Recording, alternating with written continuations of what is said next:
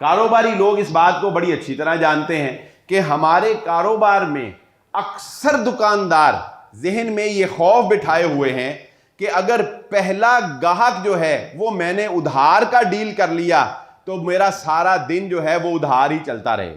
میرا سارا دن نقصان پہ مبنی جائے گا۔ یہ اللہ پہ یقین کی کمی کی علامت ہے۔ یعنی ادھار دینے سے پہلے گاہک کو ادھار دینے سے تمہارے رزق کا تعلق ہے، تمہارے رزق کا تعلق اللہ کے اختیار میں گویا نہ ہوا، گاہک بھیجنے والی ذات اللہ نہ ہوئی، بلکہ وہ پہلا گاہک جو تم سے ادھار لے گیا وہ تمہارے سارے باقی والے گاہک جو ہے وہ بند کر گیا۔ تو یہ نظریات بسا اوقات انسان کے ایمان تک پر حملہ کر دیتے ہیں، بسا اوقات یہ نظریات انسان کو شرک تک پہنچا دیتے ہیں۔ اس لیے یہ بات بہت ضروری ہے کہ ہم اپنی اس مینٹیلٹی کو چینج کریں،